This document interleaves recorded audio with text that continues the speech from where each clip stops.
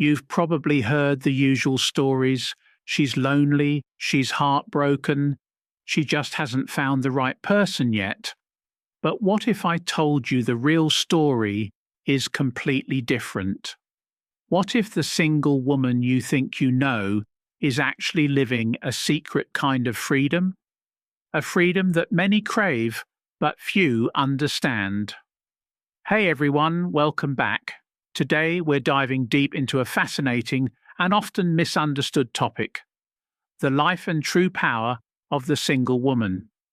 If you've ever wondered why some women choose to live alone, not because they have to, but because they want to, then stick around. Today we'll explore what it really means to be a single woman in today's world, strong, self-aware, and unapologetically whole.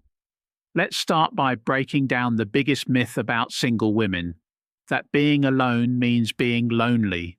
Society loves to tell us that a woman without a partner is missing something, like she's somehow incomplete. But here's the truth: many women who live alone aren't lonely at all. In fact, they're thriving in a way that goes beyond what most people understand.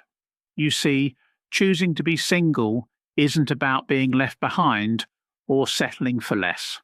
It's often a conscious decision to explore one's own identity, to prioritize personal growth, and to embrace a level of freedom that comes from relying on no one but herself. Why? Because this kind of freedom is rare. It's silent, it's powerful, and more importantly, it's deeply personal.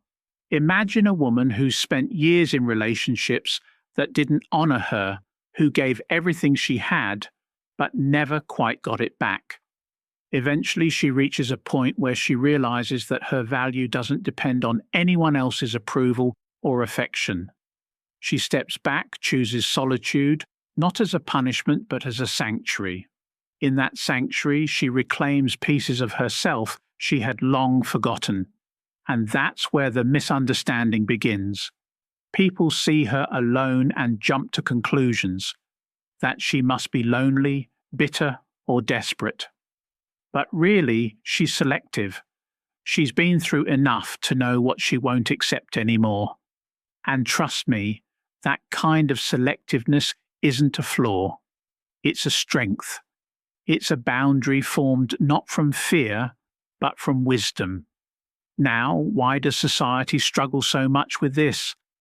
It's because a woman who stands alone challenges deeply ingrained roles and expectations. Traditional narratives often cast women as needing protection, care, or saving. But a single woman who doesn't need saving disrupts that story. She's rewriting the script in real time, and not everyone is ready for that. Carl Jung, the famous psychologist, talked about the shadow self, the parts of ourselves we hide or reject.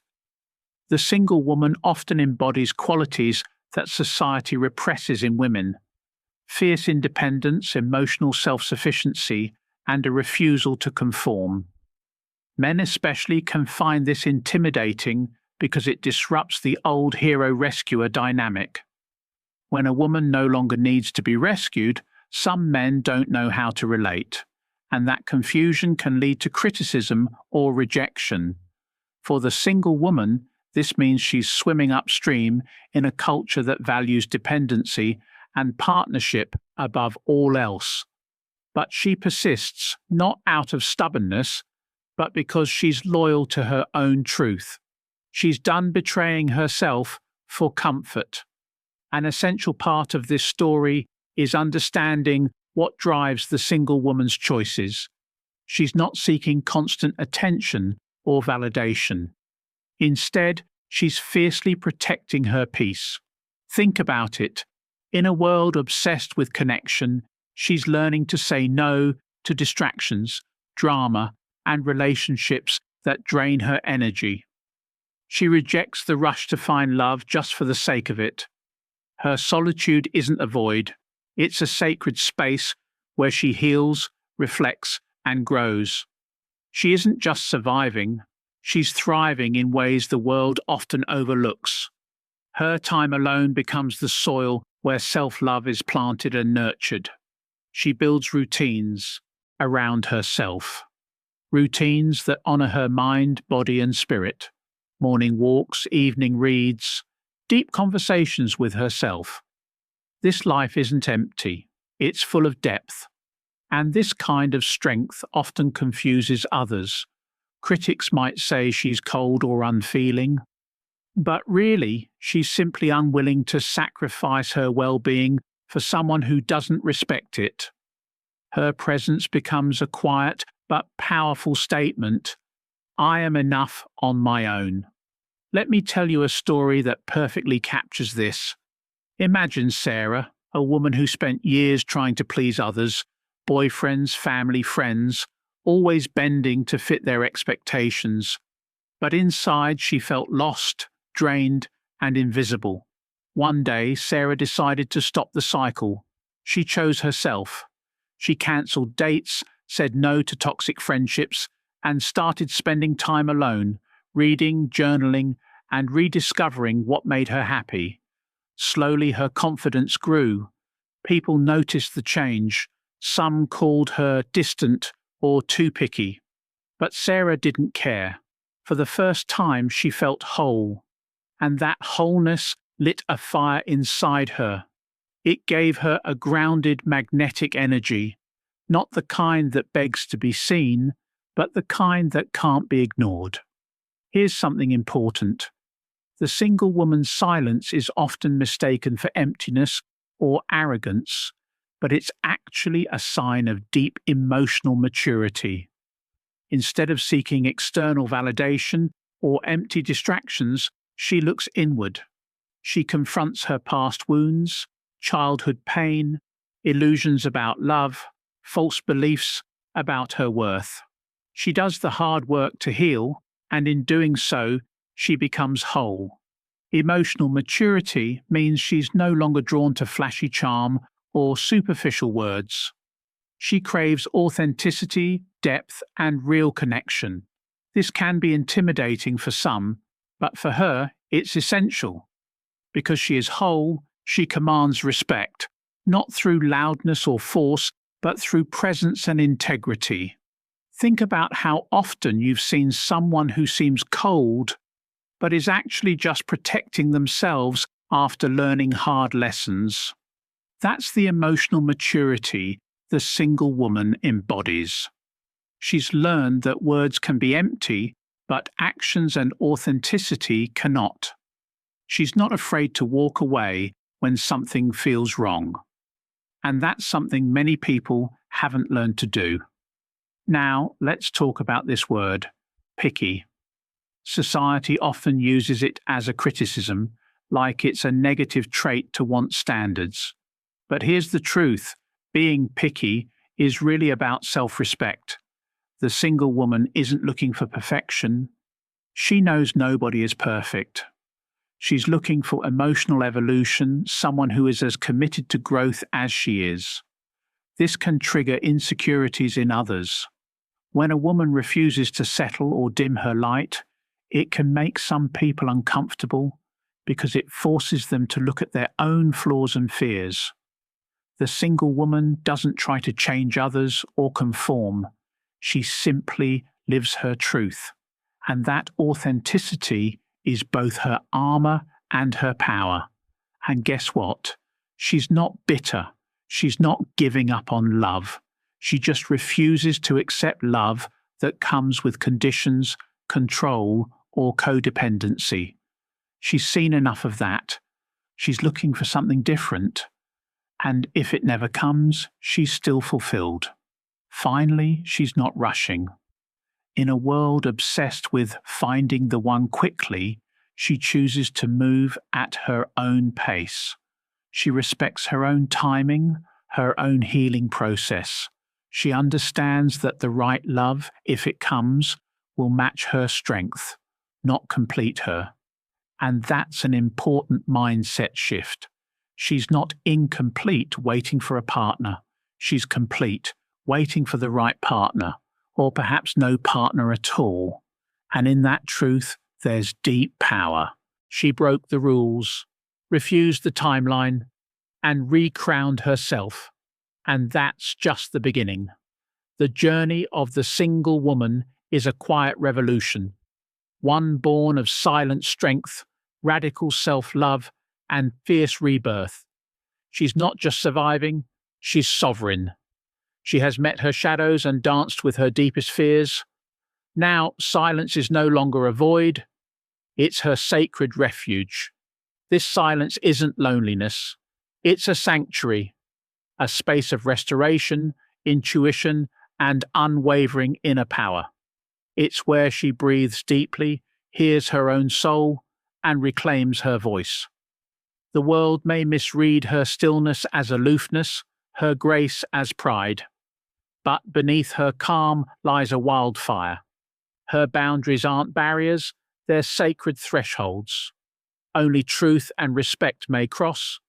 She has learned to say no with no apology, to guard her energy like sacred currency. She walks away from anything that lacks soul, depth, or truth, led by a compass honed through years of heartbreak, healing, and rising. Pause for a moment. How often have we seen a woman called too much, difficult, or intimidating simply for refusing crumbs? For daring to demand wholeness over half-heartedness? That resistance isn't arrogance, it's self-respect. It's a quiet rebellion that says, I will not abandon myself to be accepted. This transformation is not cosmetic, it's cosmic. An ancestral awakening, a remembering of the wild, wise women who came before her, women who knew they were not born to shrink, serve, or silence themselves, but to rise, roar, and reclaim. She has become the wild woman archetype, intuitive, untamed, and sovereign in solitude. She writes her own script, tears up the old societal narratives, and walks fully into her own becoming. She doesn't chase, she attracts, not through noise but through presence. Grounded, unbothered. Her silence disrupts outdated ideals of femininity. Her calm, focused energy speaks louder than performance ever could. She's crossed the threshold, where real love begins only after radical self-acceptance. Her power, quiet but unshakable. She doesn't crave applause, she lives in alignment, admired by many, understood by few. She no longer begs for love, space, or validation. Those must be freely given, not negotiated. She exits gracefully what no longer nourishes her, breaking the generational loop of wounds disguised as romance. Yes, she still longs for love, but never at the expense of her soul. She no longer contorts herself to fit into boxes too small for her magic. She seeks not fantasy, but freedom-based love, a sacred union of equals where no one shrinks to fit. Her high standards are often mistaken for ego, but this is not ego, this is evolutionary self-respect. She is no longer halved, she is whole. Once craved, now recrowned. Her presence arrives before her words ever do. She is embodied truth, walking grace, and dignified self-possession. People feel the shift. Her energy holds the weight of every battle she's fought and every peace she's reclaimed. She is not without fear, but she is without fracture. Her light and shadow walk hand in hand. This is Carl Jung's wholeness. Not perfection, but the integration of all that she is. She seeks a love that honors, not edits. A love that sees the poetry in her paradox. Her fire and her calm, her joy and her storms, her clarity and her chaos. Shallow affection no longer seduces her. Neither do performance-based relationships masters romance. She sees through illusions, she walks her path, even when it's quiet, knowing true love only roots where truth and depth meet. The world fears women like her. Women who don't shrink, who don't beg, who don't comply. She disrupts emotional blueprints, rewrites the contract, refuses the narrative that says she must be small to be loved. By living as herself, whole, wild, wise, she becomes the revolution. Alone but never lonely, she has become her own sanctuary. And any love that enters now will only overflow, never fill. Though misread by many, her solitude is not a consequence. It's a choice, a conscious, empowered decision. She is undergoing Jung's individuation, the sacred process of becoming who she was always meant to be. And when that process takes hold, nothing outside her wields more power than the love that lives within. Now let's ground this in the everyday. Imagine a woman who has endured heartbreak, betrayal, or deep abandonment. Rather than chase closure or lose herself in noise, she turns inward. She welcomes solitude not as a punishment but as a path. In the quiet, she reclaims what was lost. She revisits memories, confronts wounds, and gathers the fragments of herself once scattered in the name of love or approval. Her solitude becomes soil, fertile and rich with possibility. In it, she plants resilience, self-worth, and truth. She rediscovers the joy of her own company, sipping coffee in silence, reading words that light her soul, exploring creativity without judgment. This is not loneliness, it's intentional aloneness, a bold and healing choice. And here's what most don't understand. The journey isn't tidy, it's non-linear, often messy. There are moments of doubt, the pressure to conform, the ache of what could have been. But she has learned to sit with the ache, not numb it, to honor discomfort without abandoning herself. Her emotional maturity glows most in these tender spaces. She no longer runs from her emotions or uses others to silence her pain. She lets it teach her, sculpt her, deepen her. She understands that healing doesn't mean constant light. It means embracing the dance between shadow and grace. This emotional depth transforms the way she loves. She now recognizes manipulation, emotional labor disguised as love, and affection tied to conditions. She chooses only what's real. Her circle may be small, but it is sacred.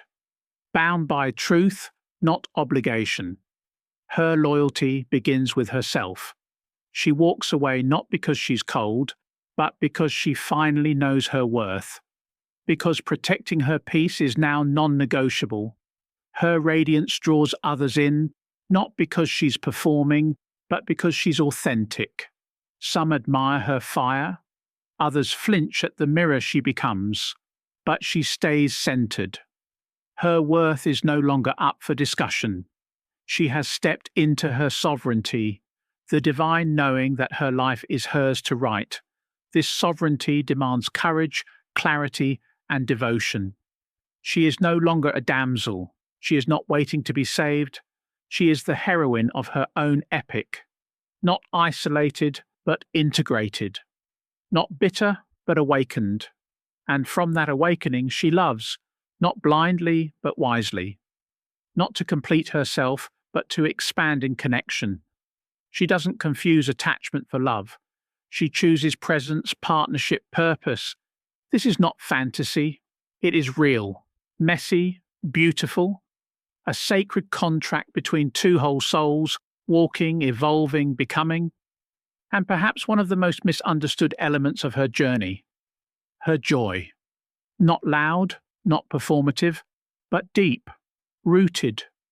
It's not the kind of joy others always notice, but it's in the way she stretches in the morning sun, the way she smiles while lost in thought, the way her laughter, when it comes, is full-bodied, unfiltered, unafraid.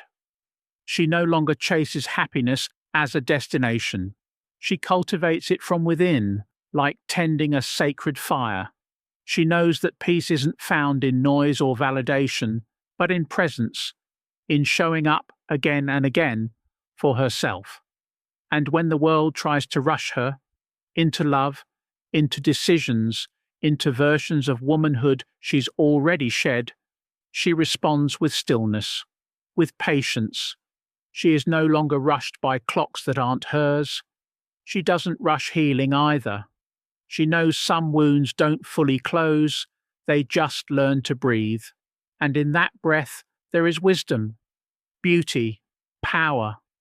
There's a strength in her softness now, a wild grace.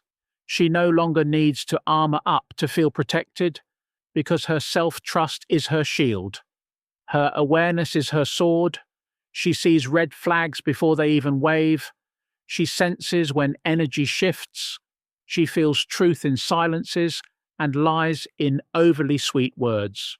Her intuition no longer whispers, it roars. This isn't the woman society warned us about. This is the woman society feared we'd become. Because a woman who knows herself can't be sold a smaller life. She no longer views solitude as a space between things. It is the thing, a divine season, a sacred choice, the soil where her next chapter grows, and if she chooses partnership again, it won't be to complete her. It will be to expand her. She is not waiting. She is not lacking. She is not broken. She is rising, unapologetically, imperfectly, intentionally. Every breath she takes is a reclamation. Every step she walks alone is a revolution. Every time she says no, she says yes to herself. This is the rise of the whole woman. Her story is a soft rebellion. It challenges every falsehood we've been told about womanhood, success, and what love should look like, and it reminds us true fulfillment doesn't come from being chosen. It comes from choosing ourselves. Her stillness inspires, her boundaries liberate, her story awakens others to their own truth. Her journey isn't finished. It's only just unfolding. She is living proof that solitude is power. That a woman walking alone is not lost, she is found. Let's pause here. Let's reflect. How often do we label solitude as loneliness? How often do we call a woman arrogant for setting sacred boundaries? This story dissolves those myths. It honors the messy, magical path of becoming whole. And here's the truth that may shake you most. This story, it's not just hers, it's yours too. It's for anyone daring to live from their soul, to honor every layer, to choose truth, even when it costs comfort, to choose love, but never at the cost of self. I hope you enjoyed the content. If it meant something to you, show your support by liking, subscribing, and hitting the bell icon. And don't forget to share it with someone who might need this message too.